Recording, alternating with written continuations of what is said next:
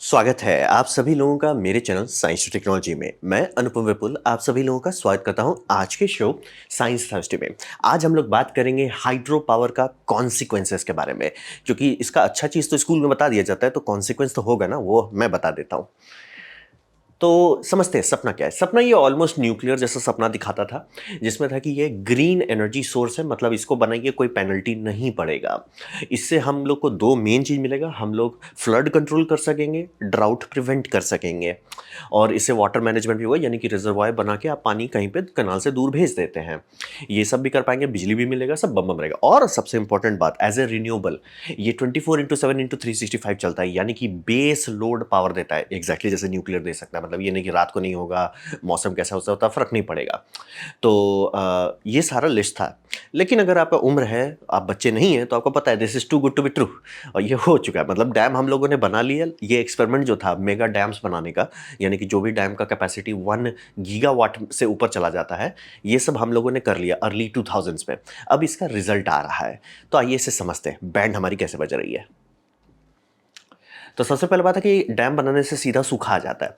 अब रहा बात कि ये समझ में लोगों को नहीं आता आसानी से, तो इसको ऐसे समझिए कि रिवर जो है वो रेन वाटर से चल रहा है या स्नो मेल्टिंग से चल रहा है, यही दो उसका प्राइमरी सोर्स होता है। ठीक है, ये उससे ऐसे चल रहा है, बढ़िया। अब इसमें एक नेचुरल इवेपोरेशन होगा, मतलब नदी का जो पाथवे बना है उस पर वो इवेपोरेट कर रहा है, लेकिन वो नेचुरल इक्विलिब्रियम के नीचे है, यानी कि जितना पानी है उतना पूरा का पूरा नहीं इवेपोरेट हो रहा है, वो आराम से चल रहा है, तभी वो नदी है। ठीक है, मतलब समझिए नेचर ने फिल्टर कर दिया, इसीलिए हर छोटा स्ट्रीम नदी नहीं बन जाता है, बहुत सारा इवेपोरेट कर जाता है। और इसीलिए बहुत सारे छोटे छोटे स्ट्रीम जनरली मीट करके एक बड़ा स्ट्रीम बनाते, तब जाके पानी पहुंच पाता है समुद्र तक। ठीक है, मतलब ये समझना बहुत जरूरी है कि नेचर में नदी है तो उसका इवेपोरेशन उसका मतलब डेथ रेट से ऊपर है, यानी कि अगर इतना एक्स बॉईल हो जाएगा तो वो खत्म हो जाता है। ऑब्वियसली एक्स बॉईल नहीं हो रहा, नहीं तो नदी नहीं रहती। ठीक है, ये एकदम क्लियर है। लेकिन अगर आप उसे आप बूस्ट कर देते हो, वही नदी जैसे कितना भी बड़ा रिवर है, यांगसी हो, ब्रह्मपुत्रा हो, कुछ भी लीजिए, अगर बहुत बड़ा रिवर का आप बॉईल ऑफ बढ़ा देते हैं, खत्म हो जाएगा। तुरंत नहीं होगा, मैं क्लियर कर रहा हूँ, नदी थोड़ा बड़ा सिस्टम है, तुरंत नहीं होगा, लेकिन समय में हो जाएगा। समय कितना, एक ह्यूमन लाइफ स्पैन के अंदर, एक्चुअली एक जनरेशन के अंदर है। जनरेशन 30 साल का होता है, लाइफ स्पैन 90 साल का होता है, तो 30 साल के अंदर आप सहा कर सकते हैं। तो डैम ऐसा करता कैसे है? तो डैम के लिए समझिए, सबसे पहले आपने डैम बनाया, क्या हुआ, आपने जैसे डैम बनाया आपने सरफेस एरिया बढ़ा दिया। जैसे आपने यहाँ डैम बनाया, पीछे क्या हो रहा है, पानी जमा हो रहा है, ये सरफेस एरिया कई गुना बढ़ जाता है, जनरली 3 से 4 गुना ज़्यादा आप सरफेस एरिया कर दे रहे हैं। मतलब नेचुरल वाटर का जो फ्लो है, जो उसका इक्विलिब्रियम है, उसमें आप मैजिकली, मतलब ऑब्वियसली आपने फोर्स कर दिया, वहाँ पे आपने एकाएक उसका सरफेस एरिया बहुत बढ़ा दिया।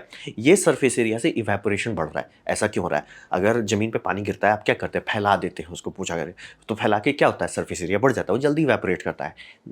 नदी के साथ भी यही होता है। आप 2 गुना या 3 गुना या 4 गुना सरफेस एरिया बढ़ा देते हैं, तो सन कितना जगह पे सन पड़ रहा है वो बढ़ जाता है, हवा कितने जगह पे उससे मतलब उससे मॉइस्चर एक्सट्रैक्ट कर रहा है वो बढ़ जाता है। तो आउटपुट जो है, जो उसका बॉयल ऑफ था, वो एक्सपोनेंशियली बढ़ जाता है, यानी कि रिजर्वायर में पानी जमा होने की जगह ऊपर निकलने लगता है। ये तो हो गया रिजर्वायर साइड में। डाउन स्ट्रीम जो है, यानी कि डैम के नीचे वाले साइड जो है, वहां तो ऑब्वियसली आपने पानी चोक कर दिया है। जितना एक्स आपने एक साइड बढ़ाया, ऑलमोस्ट उतना आप घटा देते हो दूसरे साइड से, तो दूसरे साइड तो पानी खत इतना कम हो गया कि वो मेंटेन रहेगा नहीं, वो सीधे बॉईल कर जाएगा। और ये जो है फ्यू डेकेड्स का प्रोसेस है, मैं क्लियर कर रहा हूं, ऐसा कभी नहीं होगा कि आपने आज डैम बनाया कल नदी सूख जाएगी, इसीलिए हम लोग इसे इग्नोर कर रहे थे। लेकिन फ्यू डेकेड्स, डेकेड्स का क्या मतलब है, 10 साल। फ्यू डेकेड्स का मतलब हो गया 10 साल, 20 साल या 30 साल। जैसे कि यांगसी रिवर पे जरूरत से ज्यादा बड़ा डैम बनाएगा, जो वर्ल्ड का सबसे बड़ा डैम है, थ्री गॉर्जस डैम, 12 गीगावाट का बनाया गया है। और वो डैम जिस रिवर पे बनाया गया, चाइनीज लोग बहुत मतलब इस बात पे प्राउड फील करते हैं कि उनका हिस्ट्री अनब्रोकन है, यानी कि कभी ढंग से कॉलोनाइजेशन पे नहीं हुआ था, तो मतलब उनका हिस्ट्री अनब्रोकन है। तो वो अनब्रोकन हिस्ट्री में, मतलब थाउजेंड्स ऑफ ईयर्स में कभी भी उनका यांगसी रिवर नहीं सूखा है, कम फ्लो हुआ है लेकिन सूखा नहीं है, मतलब कि नदी गायब हो गया, ऐसा कभी नहीं हुआ। 1998 के आसपास में उस पर थ्री गॉर्जस डैम बना, और ये वो नदी है, बाय द वे। खत्म, खत्म, टेक इट एंड गो, हो गया खत्म, टेक इट एंड गो। तो ये समझना बहुत जरूरी है। अब देख सकते हैं, ब्रिज देख के आपको समझ में आ जाना चाहिए कितना बड़ा एरिया के लिए नदी बनाया गया था, उतना नदी कैसे गायब हो गया, मतलब कि ऑलमोस्ट किलोमीटर का विथ है, ऑलमोस्ट, वो गायब हो गया, खत्म सर, टिकट एंड गो। जो नदी हजारों साल में नहीं सूखा है, जिसमें टेम्परेचर बढ़ना, आग लगना, सब होना होते रह गया, नदी कम बेसी हुआ, खत्म कभी नहीं हुआ, खत्म हो गया। ये लोग नीचे जाके पिकनिक मनाने लग गए वहां पे, क्योंकि खाली खाली इससे कुछ कुछ बचा ही नहीं। मतलब ये ब्रिज जो बनाया गया था, ब्रिज का पाइलर पिलर में जनरली पेंट किया जाता है कि कहाँ तक पानी रहे। पेंट थोड़ा ऊपर तक कराते हैं और थोड़ा नीचे तक कर देते हैं, ताकि मतलब कभी भी ऐसा नहीं कोई लेवल्स है वो नीचे तक पेंट भी नहीं किए, बेस खाली हो गया नीचे। ये हुआ। और ये मैं क्लियर करता हूँ, चाइना का इसलिए कर रहा हूँ कि चाइना थोड़ा ज़्यादा बह गया, और मूर्ख को लोग कुछ ज़रूरत से ज़्यादा रहते हैं जो कम्युनिज्म को समझते नहीं, वो कहते हैं कि चाइना इतना चीज़ कैसे कर ले रहा है। इसलिए सर वो भविष्य बेच रहा है। बहुत लोग चाइना में ही चिल्ला रहे थे कि थ्री गोर्जेस डैम मत बनाइए, बर्बाद हो जाएंगे। लेकिन कौन सुनेगा? कौन सुनेगा कि अच्छा जो चीज़ आप आज कर रहे हो, आज उससे 1% कम किए नदी से, कल दूसरा 1% और कम किए, तीसरे दिन और करें, एक दो दिन में कुछ नहीं पता चलेगा। लेकिन अच्छा सर 20-30 साल के बाद तो नदी ही गायब हो गई। ये हो गया। ये बोल रहे पहली बार हुआ, जमीन पे लोग नीचे से लोग सीधे सीधे चल रहे थे। ये और बाय द वे ये ऐसा नहीं कि सिर्फ चाइना में हुआ, ये फ्रांस में, इंडिया में, यूएसए में, सब जगह होने लगा। जहाँ आप बड़ा बड़ा डैम्स बनाते हैं, बॉयल ऑफ का रेट इतना बढ़ जाता है दोनों साइड में, स्ट्रीम के मतलब डाउन स्ट्रीम में तो ऑब्वियसली आपने इतना कम पानी कर दिया वो तुरंत बॉयल हो रहा है, और जो दूसरा साइड है जहाँ आप जमा कर रहे हो, जहाँ क्लेम कर रहे हो कि ड्राउट बचाएगा, वहाँ आपने सरफेस एरिया इतना बढ़ा दिया कि वो बहुत जल्दी सूख जाता है। लेकिन तुरंत नहीं होता। मैं ये क्लियर करता हूँ, ये देखिए डैम है, डाउन स्ट्रीम है, ये छोटा डैम है। छोटा डैम भी बैंड बजा देता है, बड़ा डैम तो छोड़ ही दीजिए वो खत्म कर देता है। ये सब बस कुछ साल में होता है, इसीलिए हम लोग तुरंत नहीं समझते। अब इंसानियत के पास इतना डिटेल आ गया कि सर अगर हम लोग डैम बनाए, अब बिना ग्लोबल वार्मिंग के हो रहा है। By the way global warming का जो टेम्परेचर 1 to 2 डिग्री सेल्सियस बढ़ रहा है, यानी कि ये सब डैम का जो कैलकुलेशन है वो गलत है। इनका कैलकुलेशन होगा ऐसा हुआ होगा कि सर मतलब 2050 तक रिवर बॉयल कर जाएगा, वो अब हो जाएगा सर 2030 से पहले ही बॉयल कर जाएगा। ओ बाय द वे 2020 में बॉयल किया है, तो समझना बहुत ज़रूरी है। डैम बनाने का हम डैम बनाएंगे सर, हम लोग भूखे मरेंगे और कुछ नहीं होगा, नदी खत्म हो जाएगी और एक लाइफ स्पैन के अंदर होगा। यानी कि आप पैदा होंगे, आप नदी में तैरने भी जा सकते हैं, और फिर आप बड़े होंगे, मतलब मिडिल एज तक आने से पहले ही आप देखें सर ये तो नदी गायब हो गई, हमारे ज़माने में यहाँ नदी होती थी, खत्म हो गया सर। ये हर देश में हो रहा है। जितने बड़े बड़े डैम्स बना रहे हैं उतना स्पीड से नदी खत्म होते जा रहा है। ये ड्राउट है, ये फिजिक्स से प्रूवन है, हर देश में हो चुका है।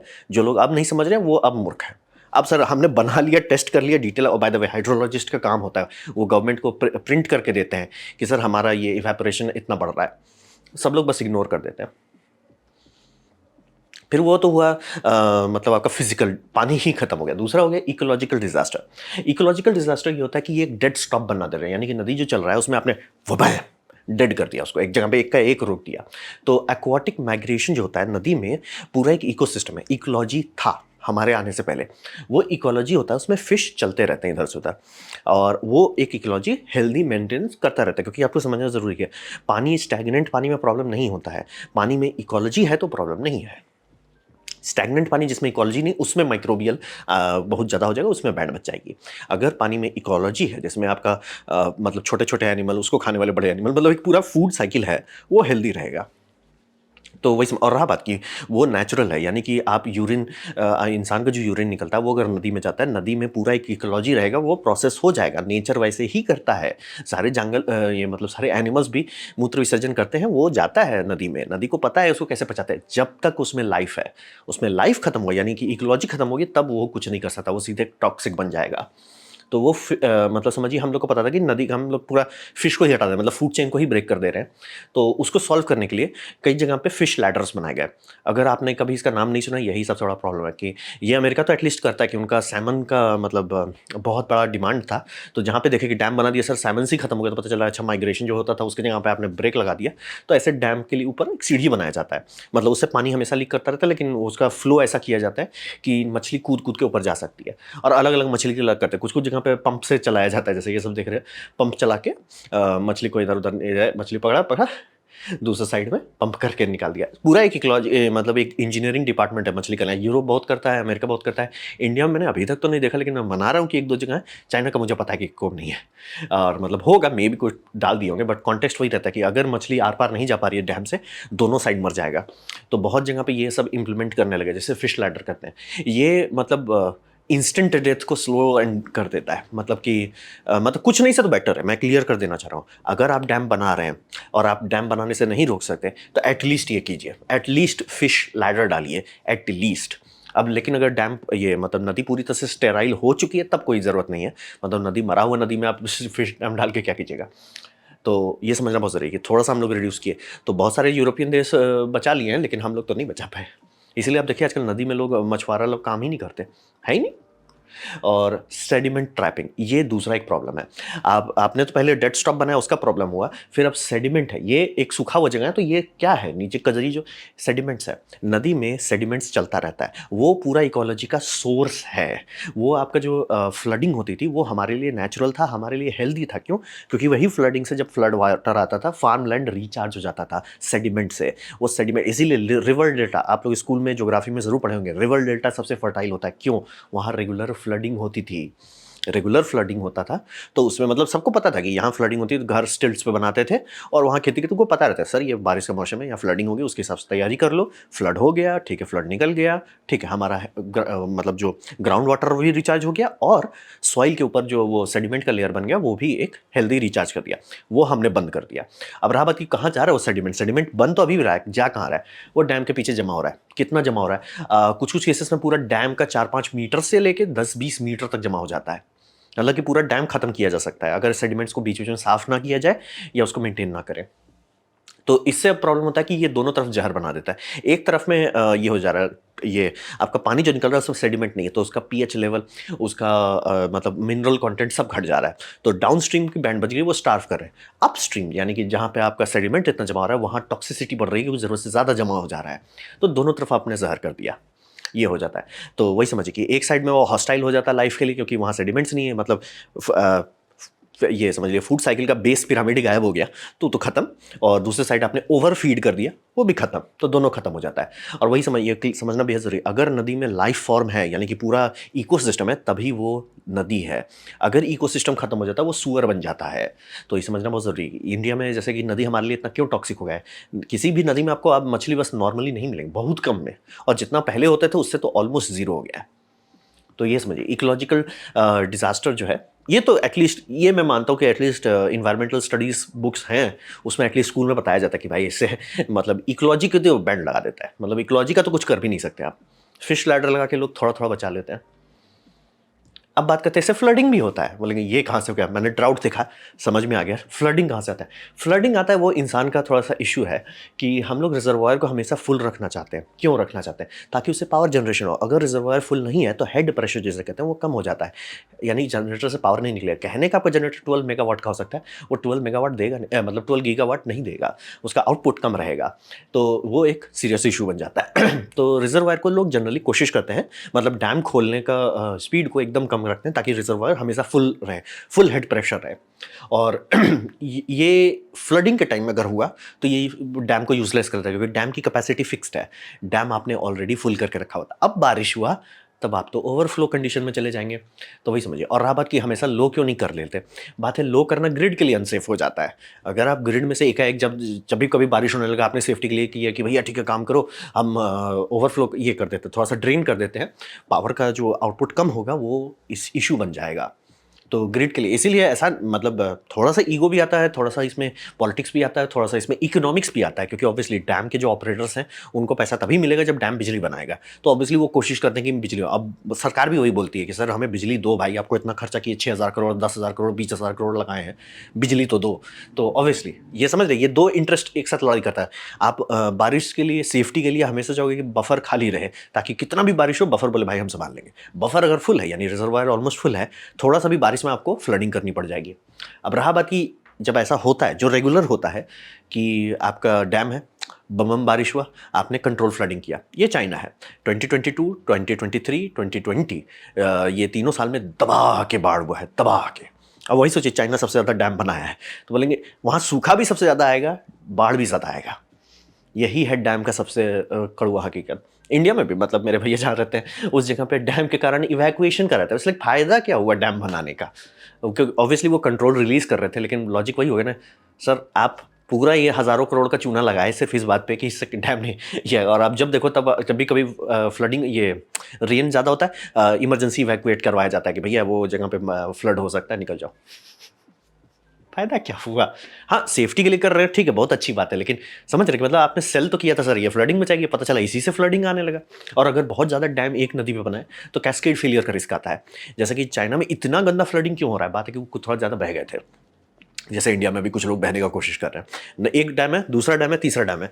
ऐसा अगर आप कर देते हैं तो सबका एक से थोड़ा सा अगर हुआ कि भाई उसका बफर पूरा फुल था, उसने तुरंत खोल दिया, धड़धड़ा के वो ओवरफ्लो कर देगा दूसरे वाले को इतना टाइम नहीं मिलेगा, अच्छा ठीक है मैं तो अपने आप को ड्रेन करूँ, वो तोड़ भी सकता है, तट तट तट करके आउट ऑफ हैंड चला जाता है। इसीलिए ऐसा फ्लडिंग होता है। ये ऑलमोस्ट हर साल हो रहा है अब। ये सोच लीजिए चाइना में अब इतना भयानक सूखा पड़ रहा है, उतना ही भयानक बाढ़ भी आ रहा है। डैम बनाने का फायदा क्या है? डैम मतलब दोनों साइड को बर्बाद कर दिया, मतलब नदी भी गया, नेचुरल नदी का जो था, और आपका फ्लडिंग भी एकदम दबा के होने लगा। और इसमें यह हो जाता है कि फिर मेन सिटीज़ को, चूंकि चाइना मेन सिटीज़ को न्यूज़ में दिखाता है, तो उसको सूखा रखने के लिए बाकी साइड एरिया को फ्लड कर देता है, फिर बाद में रोता है, अच्छा सर हमारा फसल क्यों नहीं आ रहा है, अच्छा सर फसल आपने डुबा दिया। तो ये समझना बहुत जरूरी, ये इसलिए बोल रहा हूँ, ये लेटेस्ट बता रहा हूँ 2020 के बाद, और उसी टाइम में सूखा पड़ा है। तो अब बात बनता है कि हम लोग भविष्य में क्या कर सकते हैं। तो यहाँ पे समझिए कि हम लोग का सारा डेटा जो है कनकर करता है कि एक्सट्रीम वेदर इवेंट बढ़ जाने वाला है, यानी कि आने वाले टाइम में दबा के बारिश होगी, दबा के गर्मी पड़ेगा, और ये सब चीज़ को हम लोग को बैलेंस करना सीखना पड़ेगा। यानी कि जो रेन 1 महीने तक होता था वो आराम से ऐसा हो सकता है कि वो 2-3 महीने तक हो जाए, या ऐसा भी हो सकता है कि एक हफ्ते में बहुत ज़्यादा रेन हो जाए। मतलब एक्सट्रीम इवेंट्स कहते हैं, मतलब हमारा नेचर का एक इवेंट का एक कैटलॉगिंग है, वो कैटलॉग में इतना ही बारिश होगा या इतना ही कम बारिश होगा। नहीं, अब है कि ढिंक चिका ऊपर भी जा सकता है और ढिंक चिका नीचे भी आ सकता है। तो एक्सट्रीमनेस बढ़ गया है, चाहे वो टाइफून हो, साइक्लोन्स हो, ये सब का एक्सट्रीमनेस बढ़ गया है। तो उसके हिसाब से हम लोग को तैयारी करना पड़ेगा। अगर नहीं करेंगे लटक जाएंगे, शहर के शहर डूब जाएंगे, और वही शहर जो अभी डूबा है वही अगले कुछ महीना बाद बोलेगा भैया पानी नहीं है हमारे पास। ये होगा, समझना बहुत ज़रूरी है। और सारा डेटा इस पर कनकर करता है, चाहे वो जापान हो, चाइना हो, इंडिया हो, हर जगह यही डेटा आ रहा है कि एक्सट्रीम वेदर इवेंट्स बढ़ रहे हैं। तो वही समझिए कि डैम जो हम लोगों ने कॉन्सेप्ट बनाया था वो नेचर के अगेंस्ट था कि हम नदी को रोक देंगे। ये हम लोगों ने ट्राई किया, बनाया, टेस्टिंग किया, और आगे के हम लोग हार गए। नेचर वाला भैया कर दोगे डैम, लेकिन तुम खुद ही सिर पिटोगे, या तो नदी नहीं बचेगी और या तो इतना बड़ा बाढ़ आएगा कि खुद ही सिर पिटोगे। तो ये तो हो गया, ये हम लोगों ने बोल रहे हैं कि 20 ईयर्स लगता है नदी को सूखने में, तो अब 20 ईयर्स हो चुका है। अब हमें पता है कि जो जो नदी इंडिया में कभी सूखता नहीं था, जिसका मतलब रेलवे का ब्रिज होता था उसमें मार्किंग की जाती थी कितना लेवल तक पानी, नीचे तक किसी ने मार्क नहीं किया था। पता है, अरे इतना कहानी कहाँ सूखेगा, अब उसके नीचे तक बेस तक सूख जाता है। हर गर्मी में होता है, ट्रेन में आप चलिए आपको दिखेगा, हर ब्रिज में ऐसा होने लगा है अब। तो ये हम लोग को समझ में आ गया, अगर हम लोग अडाप्ट नहीं किए कल कुछ नहीं बचेगा।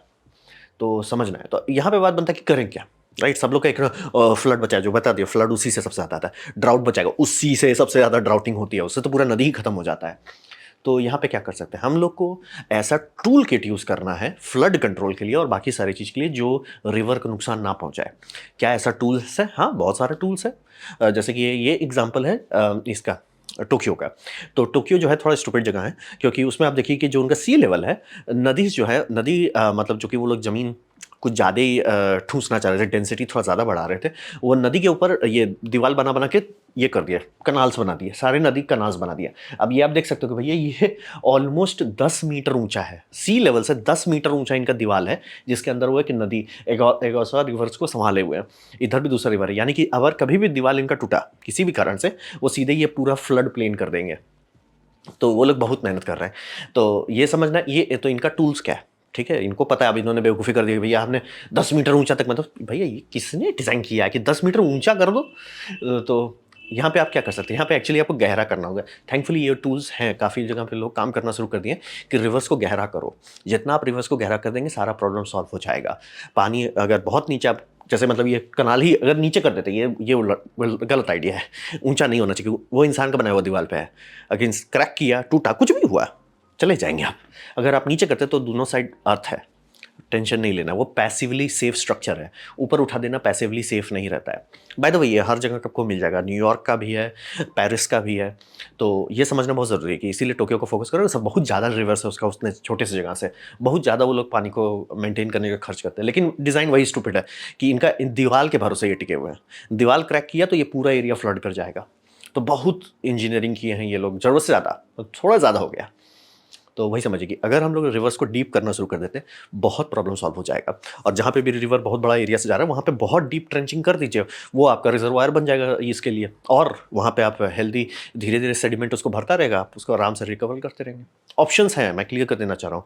ऐसा नहीं कि हम लोग फ्लडिंग कैसे रोकेंगे, भाई फ्लडिंग अभी ही आ रही है और दूसरी बात सूखा ज़्यादा मुश्किल करेगा, और रेन वाटर हार्वेस्टिंग करके आप फ्लडिंग का बहुत इफेक्ट कम कर सकते हैं। तो रिवर इनरिचिंग बहुत सारे और टूल्स भी हैं जो आपको अलाउ करता है कि सारा इफेक्ट जो आपको हाइड्रो डैम से मिल रहा था वो रहा बात बिजली, हाइड्रो डैम से उतना बिजली नहीं निकलता। पेपर पे हाइड्रो डैम का हमेशा रेटिंग जो आपको बताया जाता है वो उसका जनरेटर का रेटिंग होता है कि जनरेटर जैसे मान लिए 8 गीगावाट का जनरेटर लगाया गया है, मतलब कि एक एक गीगावाट का एक एक जनरेटर टर्बाइंस है, तो वो आपको बता दिया जा रहा है। उतने पे वो जनरली चलता नहीं है, सारे जनरेटर उससे कम ही पे चलते हैं। 50% अवेलेबिलिटी रहता है। बोलेंगे भैया ये तो ऑलमोस्ट विंड पे आ गए। वही बात है, पेपर पे सब चीज़ बहुत अच्छा लगता है आपका हाइड्रो डैम का। रियल लाइफ में जितने लोगों ने किया सब सिर पिट रहे हैं। तो अभी इंडिया जो ढिंक चिका कर रहा है कि हम डैम बनाएंगे ना, कल हम नहीं लोग सिर पिटेंगे कि भैया अरे भैया पानी काहे खत्म हो गया। समझना बहुत ज़रूरी है और नेचर से लड़ना नहीं है। नेचर को भाई आप निकल लो ना, आप निकल लो, हम आपको पतली गली दे देते हैं, निकल लो। आप लड़ना नहीं है आपसे कि हम आपको रोक देंगे, लड़ना नहीं है, सिर्फ आप निकल लो, लड़ना नहीं है। तो अगर नहीं करते हैं हम ही लोग तकलीफ होंगे। ये मतलब बारिश के टाइम में डूब जाएंगे और गर्मी में सूख जाएंगे, दोनों एक साल के अंदर होगा। तो ये था मेरा प्रेजेंटेशन हाइड्रो डैम के साइड इफेक्ट्स के बारे में। उम्मीद करता हूँ आपको अच्छा लगा, कुछ सीखने में कुछ समझ में आओ। अगर ऐसा है लाइक कर दें, दोस्तों शेयर कर दें, उससे मेरा काफ़ी भला होगा। नहीं अच्छा लगा, नहीं पसंद आए, कोई बात नहीं, आप डिसलाइक दबा सकते हैं। मैं कहूँगा डिसलाइक 2 बार दबाएं, उससे मुझे पता चलेगा कितना ना पसंद हुआ है। मैं आपसे कहूँगा कमेंट लिखें, मैं हर कमेंट को पढ़ने की कोशिश करता हूँ। आपसे कहूँगा सब्सक्राइब कीजिए, बेल दबाइए, फ्री है तो आपने वीडियो देखा जान के मुझे बहुत खुशी हुई। धन्यवाद।